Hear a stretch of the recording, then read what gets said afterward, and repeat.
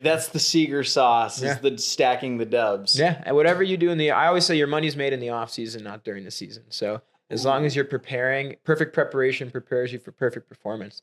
So if you're putting in that work, then you're due. And obviously, the rewards are going to come with that work that you put in, if that makes sense.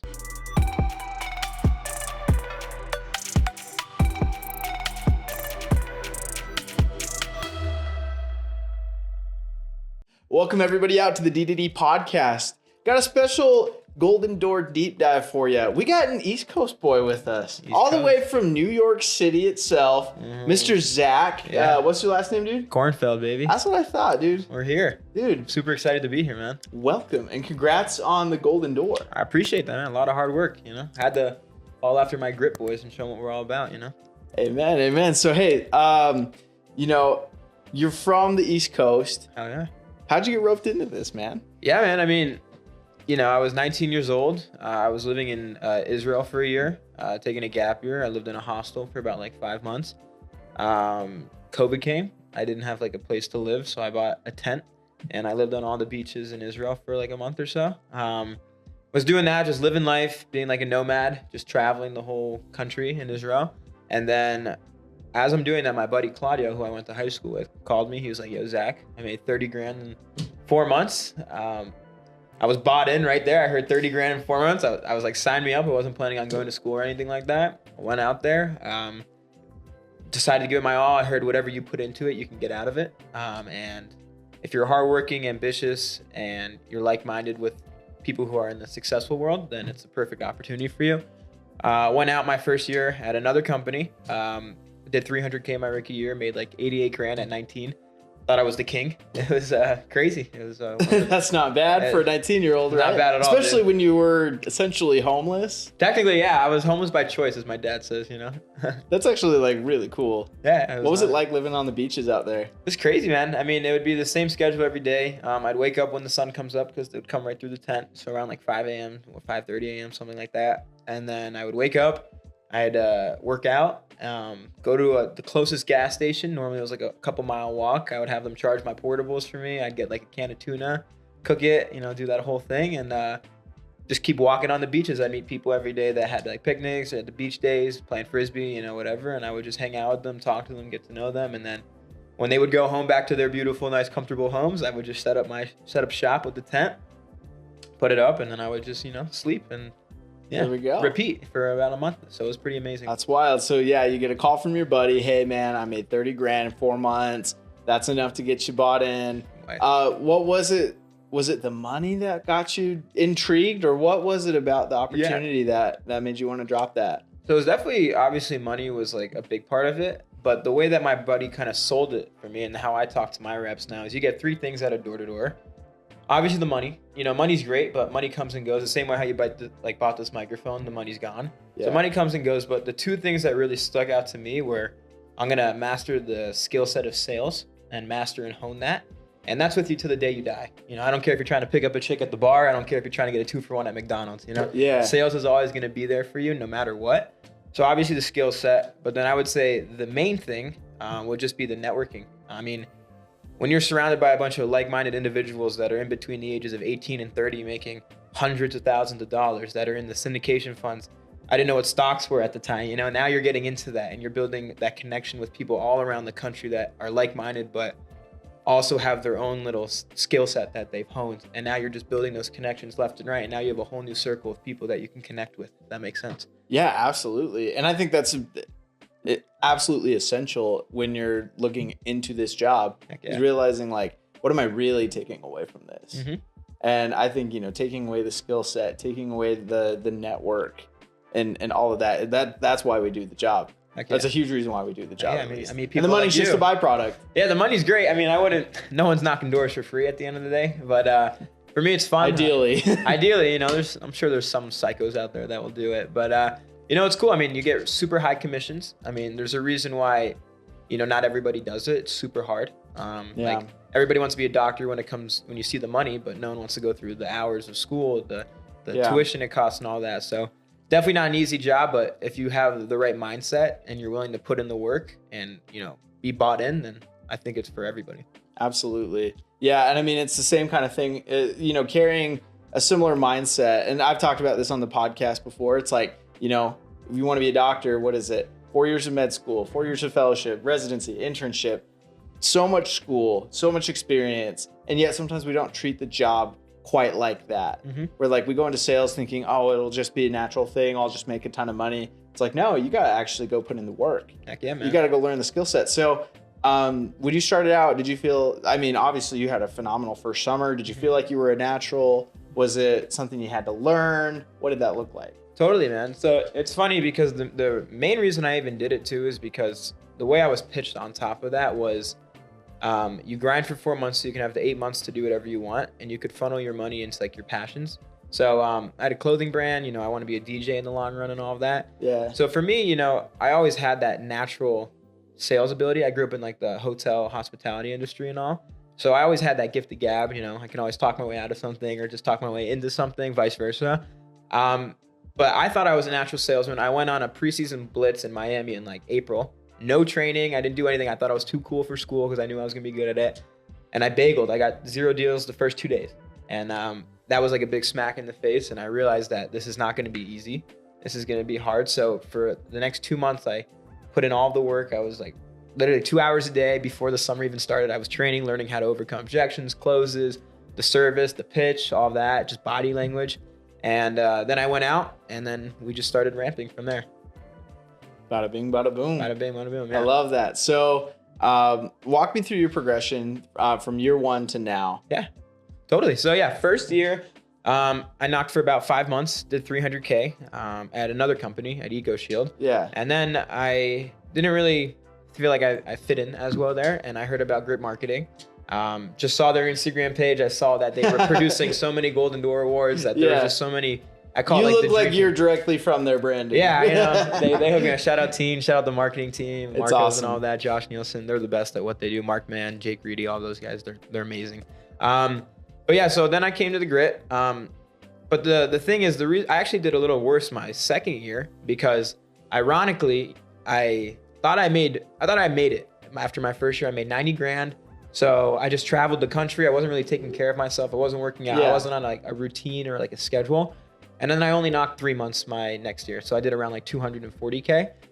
And then I realized like I'm so much better than I thought I was. And then I decided to go crazy, go as hard as possible going into my third year. And then we did 650K, around 800 accounts. And the reason why I credit that is obviously the Grit, obviously my team, but a big part of it is the stuff I did in the off season to prepare for it. So I was in the gym every day. I started to do cold plunges. I ran 3 miles a day. I meditated, affirmations, manifestations. I drank a gallon of water a day. So I was just doing super hard things, stacking as many dubs as I can before the summer. Yeah. And then going into the summer, I had so much confidence that knocking doors was easy at that point. And then I got 7 deals my first day in April. And then I knew from there that we were going to make it happen. So. Absolutely. That's the Seeger sauce, is the stacking the dubs. Yeah. And whatever you do I always say your money's made in the off season, not during the season. So as long as you're preparing, perfect preparation prepares you for perfect performance. So if you're putting in that work, then you're due. And obviously, the rewards are going to come with that work that you put in. If that makes sense. I love that. Absolute fire. So, you're talking about like stacking dubs. You're talking about all those little things that you're doing. Let's say I'm a brand new rookie. Yeah. I've never really done anything that hard, Mm-hmm. or like I'm, looking to get into it, looking to make it big in it. Mm-hmm. What's like step one? Yeah, it's definitely getting bought in first. A lot of rookies, especially from where I'm from on the East Coast, who have never heard of door-to-door, they just think of it as like a summer internship. Mm. And if you really want to extract the most you can out of the opportunity, you don't treat it like a summer internship. You treat it like a life-changing opportunity. So if you go with that mindset, knowing that if you hit 200K, 300K, 400K, 500K, then you're going to know that you're going to make at least 100 grand, 200, 300 grand. So if you're just fully bought in, you understand that this will change your life only for the better. That's the best advice I'd give to a rookie. I love that. So, Zach, you're a lot different than a lot of the guys I've had on here. I mean, you've met the Utah boys. Yeah. We love our Utah Great people. boys. I love them, yeah. What do you feel like differentiates you the most among your peers? I would just say, and that's the whole Grit model, is I'm unconventional. I don't like to go the normal path. I was always doing things different my whole life.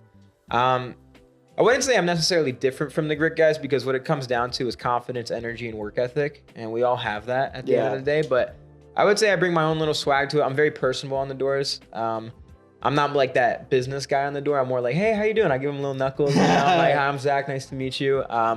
This is a little lesson that my dad taught me. It costs nothing to be nice, and give it 100% every day. But leading back to it costs nothing to be nice is I'm very, I don't know, what's the word I'm looking for? I'm very personable, and I'm just super nice on the doors. And even if they don't buy, maybe they'll put in the group chat, oh, there's a super nice kid named Zach going around selling pest control. Like, you guys should at least hear him out. So obviously, to be a door-to-door rep, you have to be personal, but I would say I definitely, take that to a whole nother level, especially on the doors. Yeah. What do you feel like makes the difference between, because a lot of people can be personable and bubbly, but sometimes it comes off as very salesy. How do you manage that? Just being yourself. I mean, I'm truly myself on the doors. I don't put on a mask. I don't try to be something that I'm not. I'm Zak Kornfeld at the end of the day, and if they like me, then they like me. I always say my goal is to obviously get a bunch of deals, but my main goal is when people go to bed at night, they're like, man, they think to themselves, man, that Zach kid who knocked on my door the other day, he's a super nice guy. Like, I want them to really feel that I truly do care about them, and I really want to, whether it's help their issue with ants or just, give them a compliment, because not everybody gets a compliment a day. And if you can like go out and give so many people compliments, and they're just going to think of you as like different and not the average guy that knocks on their door. If that makes sense. Always be different, Absolutely. Dude, let's do a little pitch then. Yeah, dude. I want to see what that looks like. I'm more than happy to. Yeah. All right. Yeah, so I do my door, dude. Hey, what's going on, man? Oh, hey, man, how you doing? Good. How can I help you? I'm Zach. I don't want to waste your time or anything. I'm just doing work for a bunch of your neighbors out here. I'm sure you know Sam and like Joel right over here. It's nothing crazy. I'm sure they told you we were coming by. We're just helping them out like the ants, the spiders, and the wasps. I'm sure you know how it gets out here. We had an opening in our route when I'm done with Sam, but since we're already out here, whoever we could squeeze in, we're doing everything for like a big discount.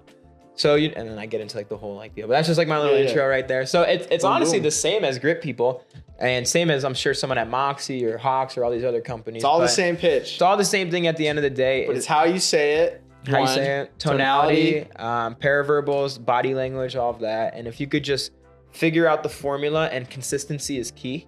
Someone for the first 2 hours can be personable, nice, and all that, but what are you going to do around 4 o'clock, 5 o'clock, 6 o'clock, 9 o'clock? You have to make sure you're carrying that momentum throughout the whole day, Absolutely, yeah. And I like what you said. There's so many other moving parts to it as well. It's like, it's not just like a robotic script, but it's confidence. Yeah, totally. Confidence is everything. I mean, if someone knocks on your door and they're like, hi, how you doing? I'm Zach. Nice to meet you. Like, they're gonna shoo you off the door because you're like every other door-to-door guy that's ever knocked the door for the past 10 years. But if you knock on their door and you're like, hi, I'm Zach. Nice to meet you. Did any of the neighbors tell you I was coming by? Like, it just gives that persona that you know. Dude, and notice you said that. What did I do? I smiled. I nodded my head. Always smile. Yeah. I mirrored you because you gave me that energy to go off of. Heck yeah, man. So even just in the little role play, Yeah. It's powerful. Smiling goes such a far way, not only in door to door, but just in life, man. I mean, people like how you treat them, and if you're giving them a reason to smile in like the world we live today, man, then like you're just different, and people like that, and people want to be around people like that, and people want to learn from that. People want to buy off that. So I'd say that's my whole little niche / gig. That's a gold nugget right there, dude. Yeah. And really, like, that was kind of my secret, like my second year going into sales. Cool. It was like I shaved the beard, brought out the baby face, and just like beamed at him. And it just melted him. It was like, honestly, I don't have the best rebuttals. I'm not a big wordsmith. You know what I mean? But I can care. You know what I mean? Yeah, it's funny for me. I'm 22, and the whole summer I go clean shaved. I grow my hair out, so I look like a little kid at the end of the day. And I don't care, man. I don't care if I look 45. I don't care if I look 18. At the end of the day, I have the confidence that I'm gonna sell that person, and that's the mindset that you need to have. Like, every door is a new opportunity. Every day is a new opportunity. So might as well extract the most as you can from that opportunity. If that makes sense. Yeah. Totally. Where were you this last summer then? I was in Portland, Oregon. So Portland, Oregon. All right. What's the market like there? It was awesome. I mean, I think every market's the same at the end of the day. It's all mindset when it comes to the market. Totally. I personally loved it. My team loved it. Great people, a lot of competition, but that's what I really enjoyed. Like, when I heard there was a bunch of other knocking companies, it made me realize that I'm going to have to step it up. And a lot of people get in their head when they hear a market saturated, but that's the complete opposite, because and at least how I think, because if you're having 10 people knock on someone's door a month, they're not Zak Kornfeld. There's probably some scrub that's never knocked a door before or thinks they're good, but they're not me at the end of the day. And I'm different compared to every single person that's knocked on their door. And that's why people buy off me and not Joe Schmo who knocked on their door 2 days ago. You know what I mean? So I always try to be different. Just be myself, because I know no one can relate to me. Absolutely. And what does that look like when they're like, yeah, you're the 10th guy that's knocked on my door? Yeah, totally. I'm definitely not going to be the last guy who's knocking on your door. But here's the reason why a lot of the neighbors have been signing up with me. And then I get into the whole spiel, Exactly. You got to be robot. You got to be quick with it. You got to be quick. Any objection, you got to be quick, confident. What was the number one objection you got out there? It varies. You get the same stuff. I've talked to my wife, we have no bugs, you get the same, every market's the same, and it's all how you treat it. Like if you go into a market and you're a little scared and you're a little intimidated, then you're probably not going to sell as well as you think. But if you convince your mind and, wire yourself differently that you are going to succeed, then you're manifesting that, and manifestations actually come true if you truly believe in it. You can never have doubt. The second you have doubt, you fail. But it's okay to be nervous and anxious. That's fine. Just never doubt yourself. And you could work out the anxious and, the anxiety part of things to better yourself.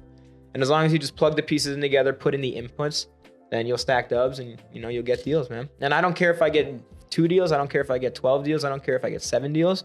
My mindset always stays the same. I'm always going to stay at a 7. I'm never going to get too low on myself where I'm at a 0. Steady Eddie. I'm never going to get too excited where I'm at 10. I'm always going to maintain that 7, steady Eddie my way through the whole summer. Absolutely. I absolutely love that. So in your opinion, what's the key to selling big numbers? Yeah. Well, at the end of the day, you have to tell yourself that you're going to. Never put yourself in a box. So if you tell yourself you're only going to go out and get 3, 4 deals, then you're probably only going to get 2, 3 deals, If you go out and you tell yourself that I'm going to get 20, yeah, you most likely you're not going to get 20 deals, but you'll fall somewhere around there. You'll get 8, you'll get 9, you'll get 10, you'll get 11, 12, 13, whatever the number is. So never put yourself in a box, and always believe bigger. The more you believe in yourself. Kanye West has a great line: shoot for the stars. If you fall, you land on the clouds. Ooh, I like that. Shout out Ye. Shout out our boy Ye. Yeah. I love that. And then let's talk about momentum a little bit. Totally. Because I feel like that's another big piece of the puzzle, is like, building on top of our wins, our dubs, like kind of what we're saying. What do you believe is the key to momentum in sales? During the summer? During the summer. Yeah, totally. So, there's this great quote, and shout out John Taylor, one of the owners of Grit Marketing. He has this saying is, once you achieve one thing, then you start to grow that horizon. You can go on and conquer bigger things. So, for example, my first week out there, I sold 7 my first day, and I realized like, wow, if I could sell 7 in one day, why can't I do that or more every single day? Then I went out. My first week, I sold 28K in revenue. That was the most I ever did in my 2 years prior knocking. Then I realized if I could do 28K in 1 week, what's stopping me from doing 35K in a week? And then I just kept on adding on to that, adding on to that, adding on to that. And then sooner or later, I'm throwing up 40K weeks on the regular, if that makes sense. So, and then now that I did a golden door, I feel like I could do 1 million. What's stopping me from doing that if I already conquered that thing in the past? What's stopping you from doing a double golden door? What's stopping me from doing a double golden door? What's stopping me from my team doing, we did 6.2 million as an office this year. What's stopping me from that team doing 15 million, 20 million next year? Always think bigger, Absolutely. And that's always kind of the interesting thing. And one of my favorite things about the podcast is talking to you guys and realizing, there's not much different. Like there's no secret formula. There's no, they're not a special breed. No offense. Yeah, you guys are all awesome. Yeah. But it's like, you guys all share the same common attributes of focus, drive, self-belief, all of that. Yeah, I always say, it's energy, and big confidence, vision, and like you're saying. Yeah, dream big, man. Last year I was looking at all the other golden door reps. There was 13 of them at the Grit. Yeah. And I was thinking, obviously I'm I can be better than those guys. And I just asked them, what do you guys do? And if the main thing to being a golden door rep or just being a good rep in general, is just being coachable and being a sponge. Yeah. Always wanting to learn. And when your manager tells you something, apply that. And if you apply that, then it's only going to benefit you, Absolutely. And that's why I love working at the Grit, because you're surrounding yourself by the best of the best. You got a good crew. That's for sure. Yeah, it's crazy. So I like that concept of, being a sponge, being coachable, being teachable. I feel like ego gets in the way a lot of times of that. What would you say is the hack to overcome ego? Yeah, ego, ego is a gift and a curse at the end of the day. And I would say that I had two people in my office this year, Carson Blazareth and Jacob Griffith. You always need someone to chase, if that makes sense. Mm-hmm. So if you're the top guy in your office, then you're probably going to get content and you're going to really think to yourself like, oh, I'm the best. Like, I don't need to knock these out. Like, I'm already better than everybody. But if you have a guy in your office that's on pace to do $1 million and who's a rookie who's about to do a golden door, you have that competition to compete with these guys every single damn day. And when you have that competition, it's just going to drive you and push you to throw up more and more numbers every single day. So when you're surrounded by the best, your ego disappears because you realize you're not the best and there's people out there, and that gives you a reason to chase after them. So hope that makes sense. It does make sense. Yeah. And it's also like utilizing those around you as a tool to both better yourself and them. 100%. I always say I couldn't have done anything without my team. We had like 40 guys out there, rookie heavy team. And if it weren't for them, I wouldn't have been able to hit my goal because, I'm not perfect, and there are days where I'm a little down and, I may be thinking to myself like, oh, maybe it's a Saturday. I can't go home early. But when you have 40 guys that are trusting a part of their life to you, you have to go 100%, not for you, but for them. So they're pushing me every single day to be the best version of myself.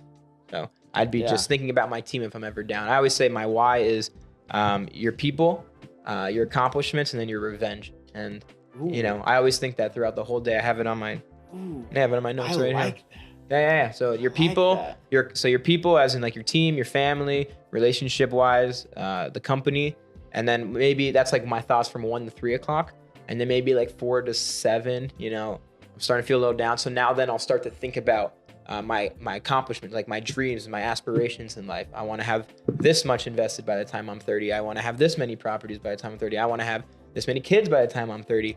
So now you're thinking about that, as you're getting told no during prime time. And then 7 to 9 comes around and you're tired. You've been walking around all day. So now that revenge kicks in.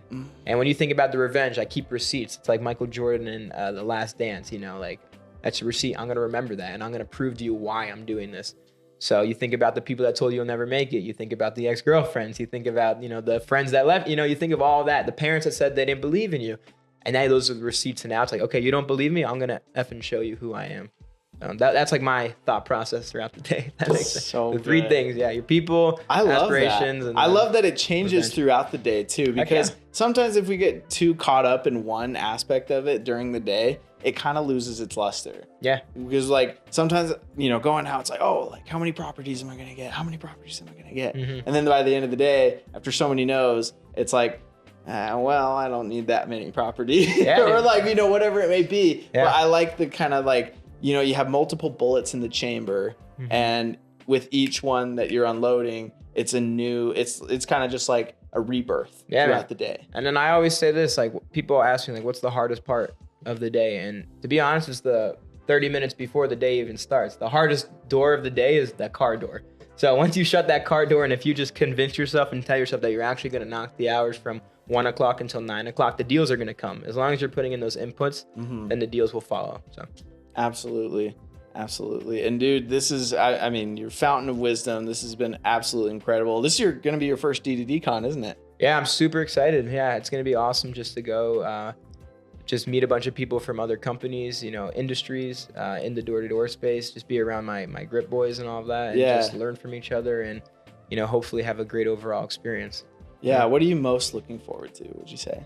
I don't know. I mean, I saw Jordan Peterson was there last year, right? Yeah. I mean, if we can get a cool... Dude, we got Lance Armstrong. Do you really? And Sean White. Heck yeah, and man. Chris Voss. Yeah, dude. I'm excited to, like I said, be coachable, be a sponge, and, just learn because the main thing I've learned is after, I'm 22 years old and, like, not to, in not humble way, but I made $560K at 22 years old.